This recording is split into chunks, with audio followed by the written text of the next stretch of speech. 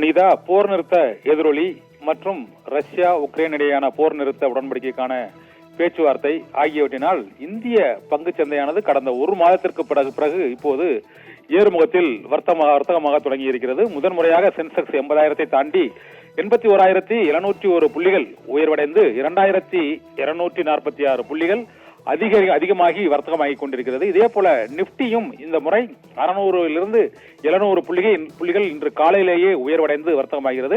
24,000 புள்ளிகளை தாண்டி முதன்முறையாக கடந்த ஒரு மாத காலத்தில் இப்போது வர்த்தகமாக தொடங்கி இருக்கிறது. போர் பதட்டம், அமெரிக்க வரி விதிப்பு ஆகியவற்றால் தொடர்ந்து இறங்குமுகத்தில் இருந்த பங்கு சந்தையானது இன்று ஏறுமுகத்தில் மீண்டும் வர்த்தகமாவது முதலீட்டாளர்களை மகிழ்ச்சியடைய செய்திருக்கிறது.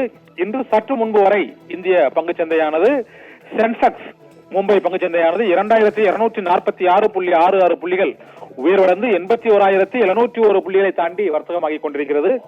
இதே போல நிப்டி 700 புள்ளிகளை தாண்டி உயர்வடைந்து 24,000 புள்ளிகள் தாண்டி வர்த்தகமாகிறது. இதனால் பங்குச்சந்தை உயர்வடைந்ததால் தங்கத்தின் விலை குறைந்திருக்கிறது. பங்குச்சந்தை தொடர்ந்து ஏறுமுகத்தில் வர்த்தகமாக உள்ள சூழ்நிலையில் இந்தியாவில் மட்டுமின்றி ரஷ்யா உக்ரைன் போர் மற்றும் பாலஸ்தீனம் மற்றும் இஸ்ரேல் இடையேயான அந்த போர் உள்ளிட்ட பல்வேறு போர் பதற்ற நடவடிக்கைகளை சமாதான தீர்வு காண பல்வேறு நாடுகள் தொடர்ந்து முயற்சிகளை மேற்கொண்டு வருவதை ஒட்டி உலகம் முழுவதிலுமே பங்குச்சந்தை உயர்வடைய தொடங்கி இருக்கிறது.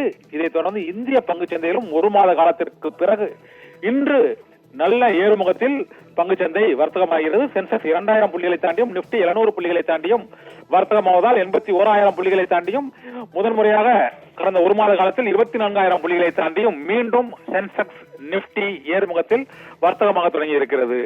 நிகிதா.